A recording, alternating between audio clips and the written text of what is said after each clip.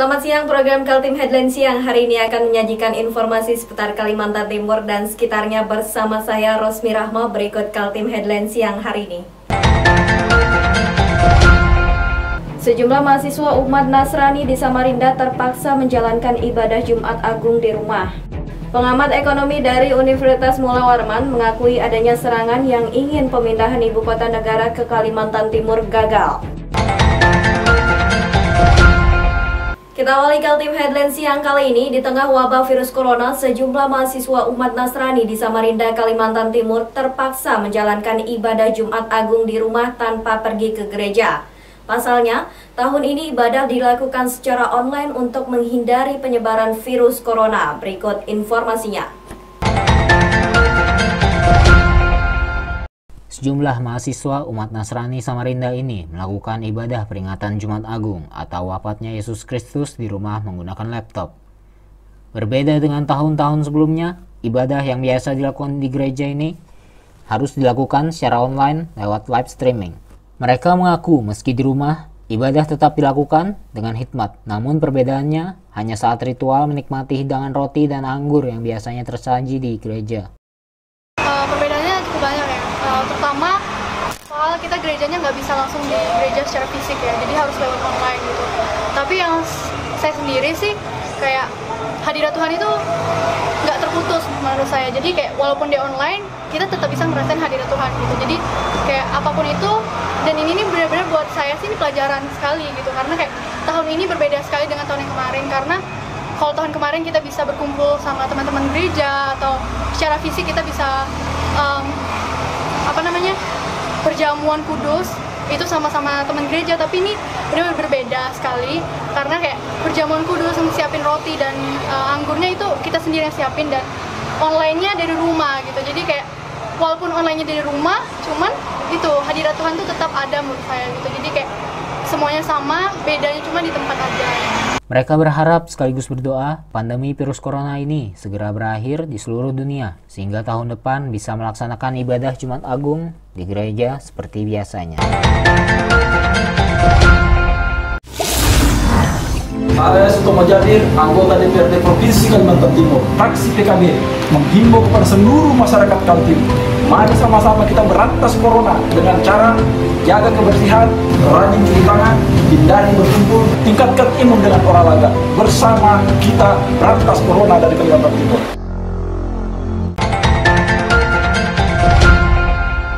Informasi selanjutnya, pengusaha kapal penumpang dan barang Prince Soya rute pelabuhan Samarinda ke Parepare, Sulawesi Selatan memilih mengandangkan kapalnya untuk sementara. Pelayaran terakhir tiba di pelabuhan Samarinda pada hari Kamis 9 April 2020, hanya mengangkut barang dan tidak ada penumpang. Didesak berbagai pihak agar tak membawa penumpang dari Sulawesi sebagai dampak dari penyebaran virus corona, membuat pengusaha kapal Haji Saraping Bedu mengandangkan kapalnya Prince Soya untuk sementara. Dia mengakui mendapat berbagai tekanan dari berbagai penjuru, termasuk diancam akan didemo jika terus mengoperasikan kapal mengangkut penumpang dan barang dari Parepare, Sulawesi Selatan. Harus dijalankan atau gimana? Nggak, diistirahatkan, Pak. Sampai kapan ini Pak diistirahatkan? Dari ketentuan dari masa Samarinda kan, yang kita takut sama bubuhan Samarinda. Itu yang paling kita takuti kan, karena dia diancam kita mau turun ke kapal periksa. Tapi kalau boleh logistik aja Pak? Kalau pemerintah bagus Pak, peraturan dari Jakarta Menteri Perhubungan Laut bagus, dari Menteri Dalam Negeri bagus, dari KSOP bagus. Cuma masanya sama pemerintah daerahnya di sini, utamanya dari ini kan wali kotanya kan, sama wakilnya kan. Dari wali kota sendiri seperti apa sih Pak? Bilangnya kemarin belum ada terima surat. Pak, dipaksakan supaya jangan bawa penumpang. Kalau nggak bawa penumpang nggak apa-apa kan, yang penting jangan dibawa kita kan. Tapi kalau bawa logistik aja tetap dilanjutkan Pak, kan dilakukan bawa penumpang. Pokoknya selesai bongkar kita taruh di pangkalan kita. Oh, gitu. Ini terakhir sudah. Terakhir Pak. Semuanya terakhir, ini juga terakhir, yang berangkat kemarin terakhir juga. Sebelumnya, Wakil Wali Kota Samarinda Syari Jaang sejak 3 April 2020 sudah meminta kepada kantor Kesyah Bandaran dan otoritas pelabuhan untuk menutup akses pelabuhan. Permintaan itu dituangkan dalam surat yang ditujukan kepada Kementerian Perhubungan di Jakarta dan Gubernur Kaltim. Namun permintaan itu tak dikabulkan karena menyangkut penutupan pelabuhan maupun bandara adalah wewenang pemerintah pusat. Situasi pandemi yang sedang melanda Indonesia, menurut pemerintah pusat belum perlu sampai menutup bandara maupun pelabuhan.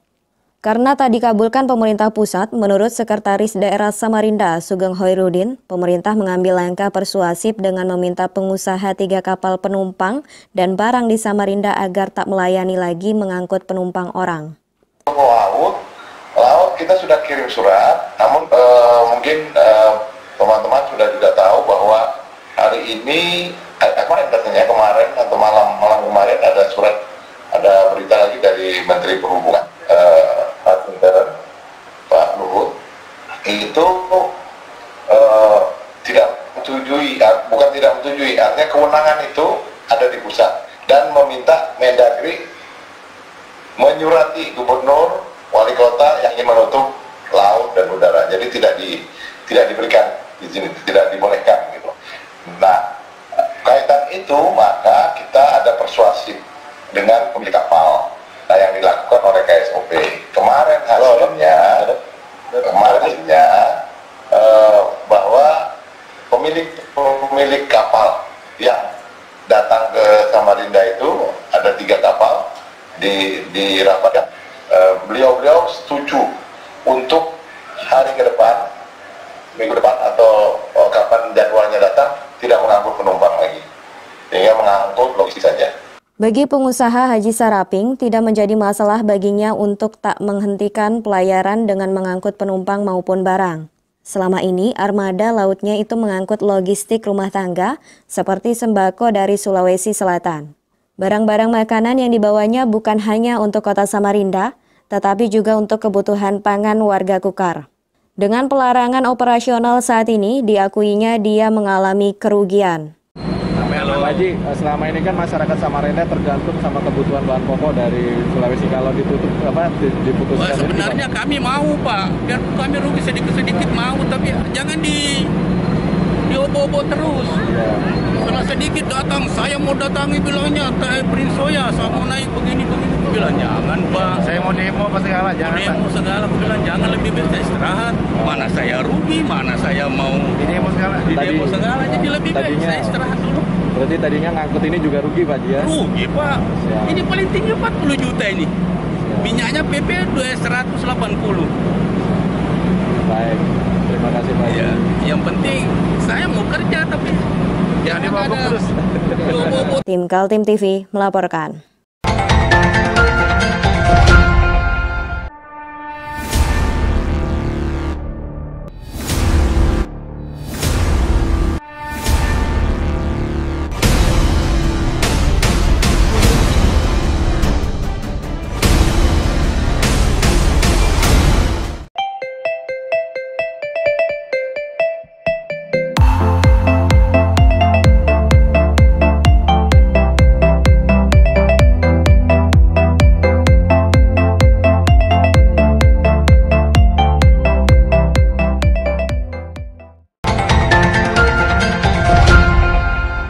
Dampak dari larangan pemerintah kota Samarinda agar kapal penumpang, terutama dari Sulawesi, tidak beroperasi sementara waktu untuk mencegah penyebaran virus corona, sudah dipatuhi pengusaha perkapalan Haji Saraping Bedu dengan mengandangkan kapalnya. Namun persoalan lain muncul, terutama kalangan buruh yang merasa bakal kehilangan mata pencaharian dari mengangkut barang penumpang di pelabuhan. Berikut informasinya. Begitulah mata rantai dari sebuah kebijakan. Ketika pemerintah menerbitkan kebijakan menutup pelabuhan, maka dampak lain juga perlu dipikirkan. Salah satunya adalah nasib ratusan buruh yang mencari makan sehari-hari di pelabuhan Samarinda. Kehadiran 3 kapal penumpang dan barang dengan rute Samarinda Parepare Sulawesi Selatan selama ini menjadi penopang hidup harian mereka. Terahkan, Pak. Sampai kapan ini, Pak? Dari ketentuan dari masa Samarinda, kan yang kita takut sama bubuhan Samarinda. Itu yang paling kita takuti kan, karena dia diancam kita mau turun ke kapal periksa. Tapi kalau boleh logistik aja, Pak? Kalau pemerintah bagus, Pak. Peraturan dari Jakarta Menteri Perhubungan Laut bagus, dari Menteri Dalam Negeri bagus, dari KSOP bagus. Cuma masanya sama pemerintah daerahnya di sini. Utamanya dari Ini kan wali kotanya kan, sama wakilnya kan. Dari wali kota sendiri seperti apa sih Pak? Bilangnya kemarin belum ada terima surat. Pak dipaksakan supaya jangan bawa penumpang. Kalau nggak bawa penumpang nggak apa-apa kan. Yang penting jangan dia bawa kita kan. Tapi kalau bawa logistik aja tetap dilanjutkan Pak? Kan dilarang bawa penumpang. Pokoknya selesai bongkar kita taruh di pangkalan kita. Oh gitu. Ini terakhir sudah. Terakhir Pak. Sudah, ya? Pokoknya terakhir ini juga terakhir. Yang berangkat kemarin terakhir juga. Para pengusaha mengaku bingung dengan aturan pemerintah Kota Samarinda yang melarang armada kapal mereka beroperasi. Sementara dari pemerintah pusat seperti Kementerian Perhubungan Laut dan juga Gubernur Kaltim tak ada meminta mereka berhenti beroperasi. Namun karena menghormati kebijakan wali kota, pengusaha kapal memilih mengandangkan kapalnya untuk sementara waktu. Kebijakan pengusaha kapal itu berakibat lain terhadap buruh pelabuhan. Mereka memprotes pemberhentian operasional kapal laut untuk mengangkut penumpang dan barang. Karena itu mematikan pendapatan mereka dari bekerja buruh. Selama ini mereka mendapat upah harian dari bekerja mengangkat penumpang dan barang. Pastinya dari pihak buruh ini ekonominya ya karena kami nggak ada gaji bulanan. Dan tidak ada kapal, isi piring tidak ada. Nah, pasti kalau sudah tutup, ya isi piring nggak ada lah. Nggak bisa ada lagi hanya kiri kanan operasional lagi. Dampaknya besar. Dampaknya besar buat buruh. Buat buruh ini. Nasi sudah menjadi bubur, kebijakan sudah ditempuh wali kota ingin melindungi warga Samarinda. Nasi sudah menjadi bubur, kebijakan sudah ditempuh wali kota ingin melindungi warga kota Samarinda dengan menurunkan kebijakan, menutup semua pintu masuk darat, laut, dan udara. Begitu pula pengusaha kapal yang mematuhi aturan wali kota dengan mengandangkan kapal. Tinggal bagaimana sekarang nasib buruh itu. Makanya aku bilang sama buruh, besok atau lusa kamu tidak ada masak, datangi wali kota. Tim Kaltim TV melaporkan.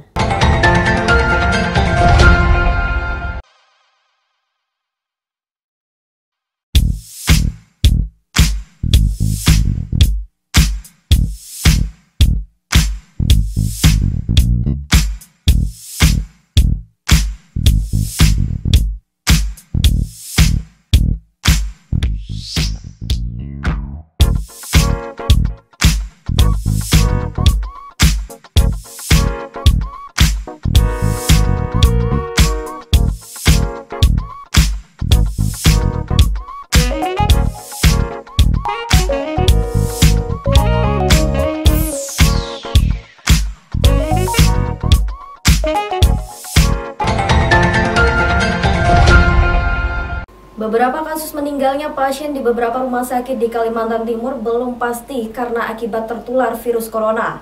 Di antaranya kejadian di Balikpapan, Samarinda, dan Kutai Kartanegara. Berikut informasinya. Catatan resmi Dinas Kesehatan Kalimantan Timur per hari Kamis 9 April 2020, jumlah pasien positif tertular COVID-19 meninggal dunia baru 1 orang. Yaitu seorang ustadz asal Banjarmasin yang dirawat di RSUD Kanujoso Jatiwibowo Balikpapan. Pasien tersebut singgah di Balikpapan setelah menghadiri acara istimewa tablik di Kabupaten Goa, Sulawesi Selatan. Dari Makassar menumpang kapal laut ke Balikpapan untuk meneruskan perjalanan ke Banjarmasin. Tapi saat di Balikpapan, kondisinya drop dan dilarikan ke RSUD Kanujoso Jatiwibowo. Hasil laboratorium menyebutkan hasil positif terinfeksi virus dan saat dalam perawatan meninggal dunia. Kematian Ustadz itu menjadi catatan pertama tim gugus tugas penanganan COVID-19 di Kaltim. Di luar itu tidak ada lagi pasien positif meninggal. Dan meninggal hari ini untuk Kalimantan Timur berjumlah yang terkonfirmasi berjumlah 32, yang sembuh ada 6, dan yang meninggal ada 1.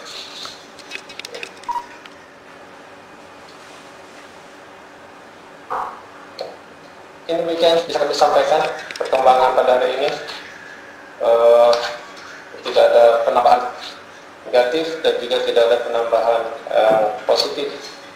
Ini ada penambahan kasus PDP pada hari ini yang juga merupakan bagian dari pelaku perjalanan dari Goa. Meski ada catatan resmi pemerintah, namun informasi yang beredar di masyarakat berbeda. Di Kukar misalnya, diberitakan seorang perempuan meninggal dunia 7 April lalu di saat menjalani perawatan di ruang isolasi Rumah Sakit Parikesit Tenggarong, Kutai Kartanegara. Jenazah kemudian dikubur pada malam harinya untuk mencegah penularan corona. Namun menurut keterangan Kepala Dinas Kesehatan Kutai Kartanegara Martina Yulianti, prosedur itu karena pemeriksaan awal menggunakan rapid test hasilnya positif COVID-19. Namun pihaknya masih menunggu hasil swab dari laboratorium untuk memastikan apakah pasien itu memang terpapar virus corona. Di Samarinda diberitakan pula ada seorang suster meninggal dunia dan dimakamkan dengan protokol COVID-19. Bahkan video mobil jenazah dan berita sebuah media online beredar luas di media sosial. Tapi faktanya catatan resmi dari Dinas Kesehatan Kaltim yang diumumkan tiap hari tak ada data kematian itu. Sebelumnya di Balikpapan juga ada berita kematian seorang pasien yang dirujuk dari Rumah Sakit Tentara Balikpapan. Saat dibawa ke RSUD Kanujoso Jatiwibowo, nyawanya tak tertolong. Namun untuk kasus ini Dinas Kesehatan sudah mendapat data bahwa yang bersangkutan setelah dilakukan swab tidak termasuk terpapar virus. Hasil laboratorium menyebutkan negatif. Tim Kaltim TV melaporkan.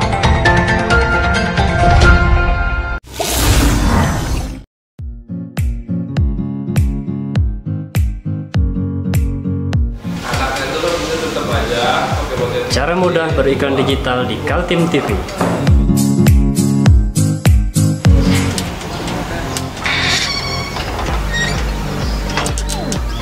Yang pertama, jadilah sahabat Kaltim TV.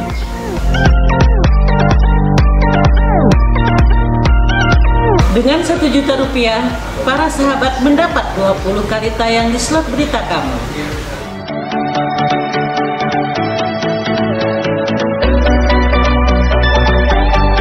Dengan 20 detik dapat menjangkau 20.000 penonton.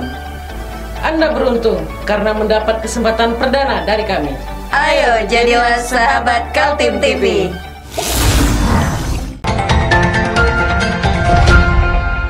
Satu lagi pasien positif bertambah yang disebut-sebut pasien terakhir sebagai KTM4 yang artinya adalah pasien Kutai Timur keempat. Bupati Ismunandar langsung mengklarifikasi bahwa pasien itu adalah pendatang, seorang manajer perusahaan tambang yang baru datang dari Jakarta. Berikut informasinya.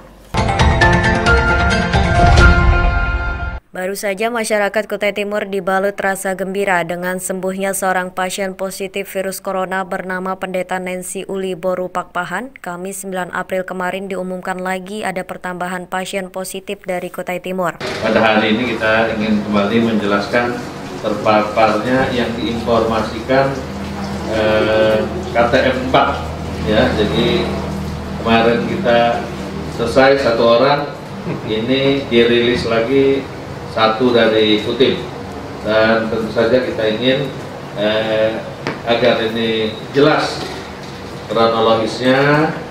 Pasien baru yang menjadi kasus ke-32 positif virus COVID-19 di Kaltim, menurut penjelasan Kepala Dinas Kesehatan Kutai Timur Bahrani, adalah seorang manajer perusahaan tambang yang beroperasi di Kecamatan Kaubun.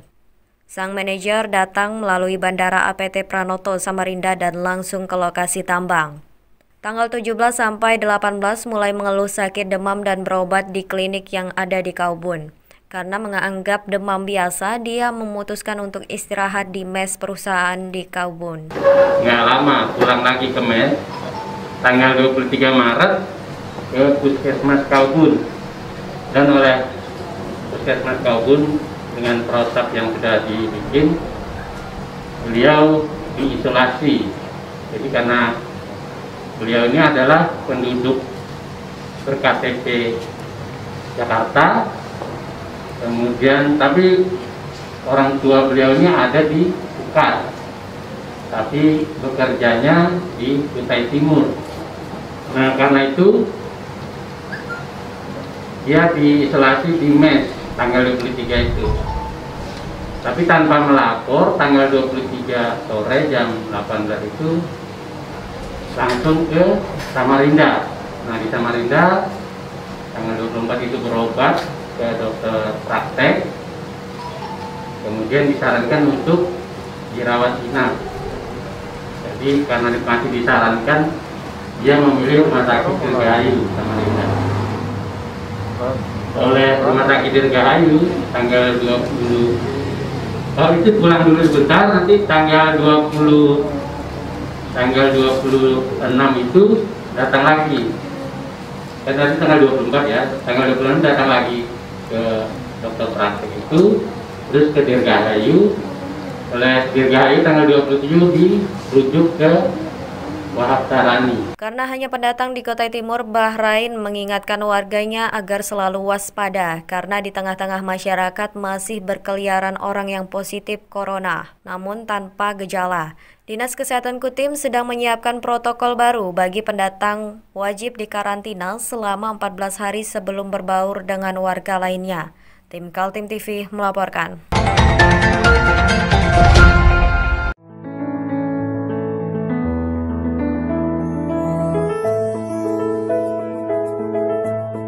Di sini kami akan mempraktekkan cara pembuatan hand sanitizer alami dengan bahan baku daun sirih. Daun sirih sebanyak 100 gram kita potong kecil, lalu kita masukkan ke dalam air mendidih dengan air sebanyak 400 ml. Lalu kita tim sampai suhu 90 derajat Celcius atau kurang lebih 30 menit dengan api kecil. Setelah 30 menit kita angkat dan kita diamkan lagi selama 30 menit. Setelah didiamkan selama 30 menit, air rebusan daun sirih ini kita saring. Lalu kita campur dengan air perasan jeruk nipis sebanyak 16 ml. Lalu kita aduk hingga rata dan ditambahkan dengan air lagi sampai 400 ml. Lalu kita tuang ke dalam botol spray yang kosong. Berdasarkan hasil penelitian, 15% air daun sirih ini mengandung 70% etanol yang mampu berfungsi sebagai antiseptik yang membunuh bakteri, virus, dan mikroba.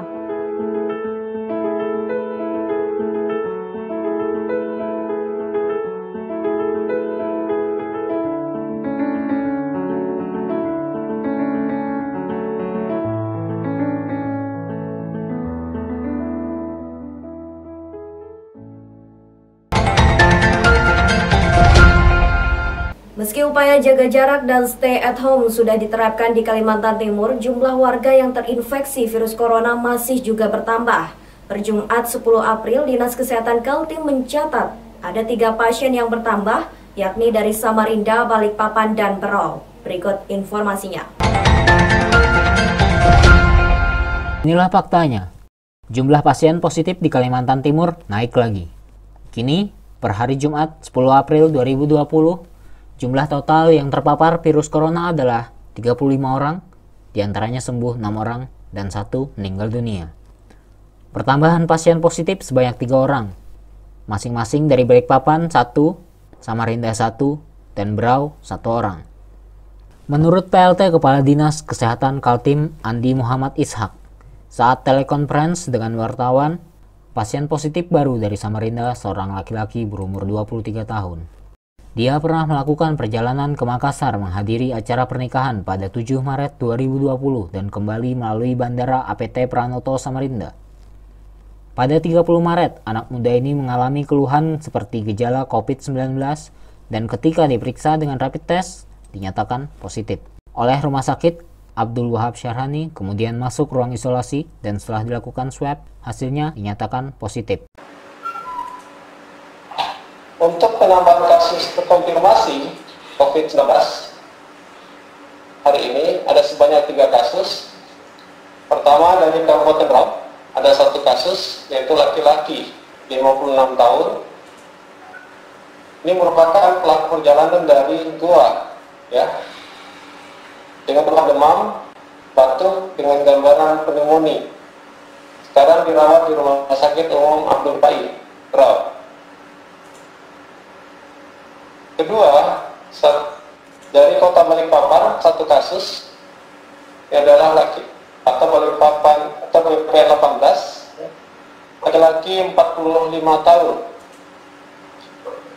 Ini merupakan kasus yang tidak terkait dengan kluster.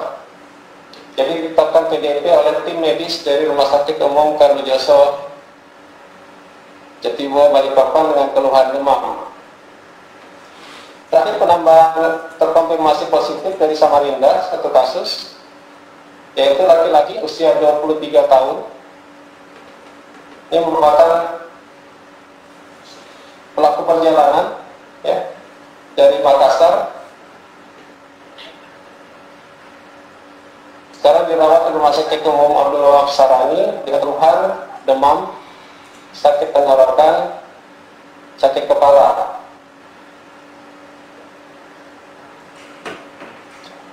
Jadi inilah perkembangan terakhir dari Kalimantan Timur bahwa data perkembangan kasus terkonfirmasi sembuh dan meninggal hingga hari ini yaitu terkonfirmasi positif ada 35 kasus, yang sembuh 6 dan meninggal ada 1.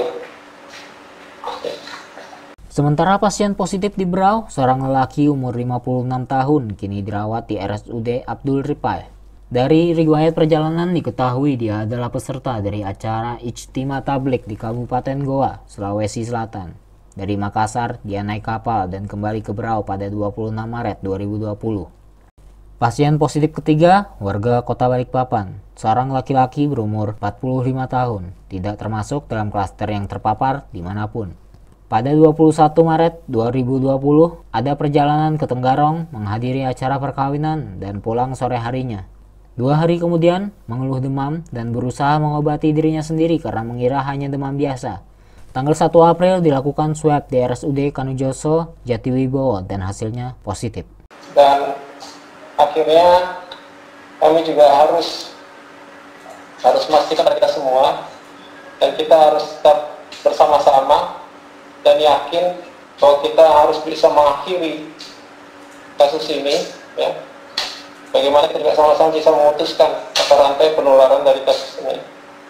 Oleh karena itu, kurangi resiko untuk bisa terpapar ataupun tertular dari virus ini dengan cara ya tidak melakukan bepergian, termasuk pulang kampung dalam hal ini. Tetaplah selalu di rumah. Apabila tidak ada hal yang penting, patuh dan disiplin untuk itu. Baik diri kita dan juga keluarga kita untuk supaya banyak berada di rumah untuk menghindari terjadinya tertular dari virus ini. Dan selanjutnya tetap jaga jarak, ya, saling komunikasi, berkomunikasi sosial dengan orang lain, dan pakai masker apabila berada di luar rumah. Hindari banyaknya kumpul atau dari kekumpulan banyak orang, dan selalu rajin cuci tangan, senantiasa untuk mengkonsumsi makan yang bergizi dan juga melakukan olahraga ya, menjaga kebersihan dan tempat lingkungan seperti juga tempat-tempat umum. Tim Kaltim TV melaporkan.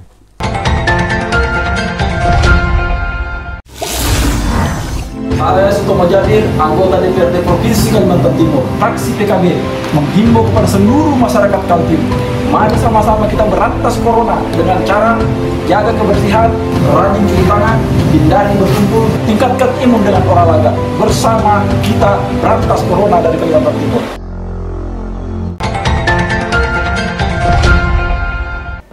Pengamat ekonomi dari Universitas Mula Warman mengakui adanya serangan beberapa tokoh yang ingin pemindahan ibu kota negara ke Kalimantan Timur gagal. Alasan yang diberikan karena Indonesia sedang dilanda COVID-19 dan memerlukan anggaran besar untuk menanggulanginya. Berikut informasinya. Apa kabar rencana pemindahan ibu kota negara yang baru? Sejak negeri ini dilanda pandemi virus corona, rencana itu seolah tenggelam di tengah hiruk-pikuk pemberitaan media mengenai COVID-19. Pemerintah pusat sampai ke daerah sibuk dalam penanganan penyebaran virus yang belum ada obatnya itu. Presiden, para gubernur, dan bupati wali kota juga mengalihkan anggaran untuk menangani bencana kemanusiaan yang oleh WHO dinyatakan sebagai pandemi.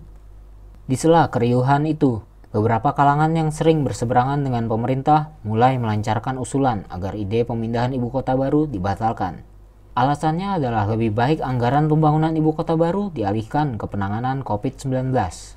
Pakar ekonomi dari Universitas Mula Warman, Haji Sofyan Effendi, tak sependapat dengan ide pembatalan Bahkan penggagalan rencana pemindahan ibu kota baru yang telah dicanangkan Presiden Joko Widodo dalam pidato kenegaraan 16 Agustus 2019 lalu.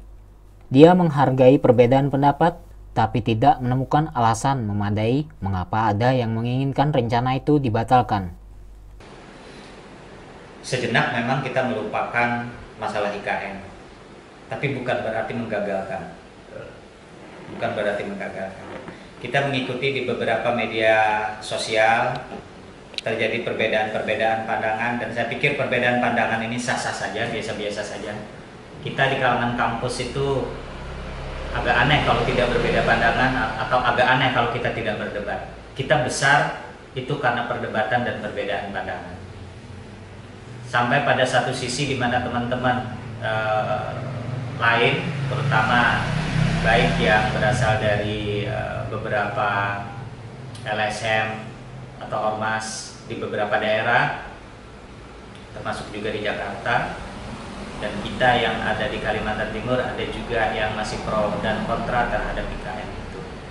Dan apakah itu salah? Tidak. Itu wajar-wajar saja, biasa-biasa saja dalam rangka mencari proses agar pembangunan IKN ini dapat berjalan sebagaimana mestinya.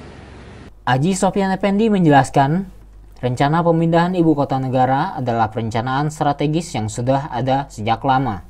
Bahkan sudah ada sejak zaman Soekarno, tapi baru zaman Presiden Joko Widodo rencana itu diwujudkan. Dia memahami ada badai pandemi COVID-19 dan membuat fokus perhatian terhadap rencana IKN jadi terhenti sejenak.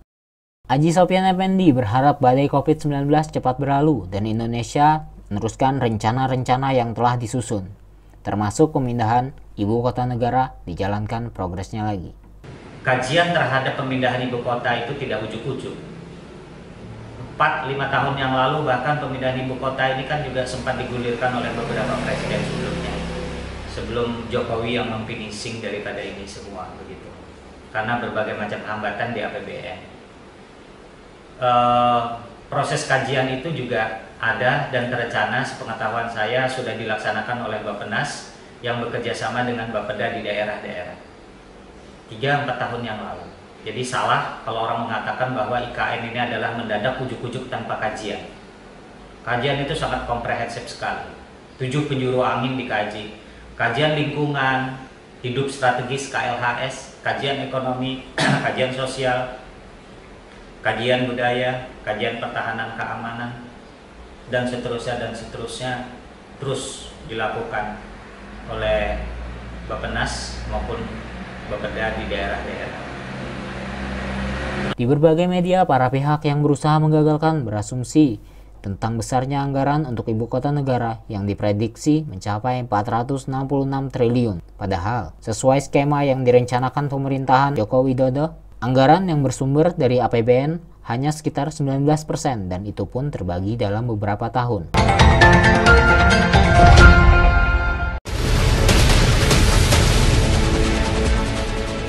Mari kita memerangi virus corona dengan mematuhi imbauan pemerintah, stay at home.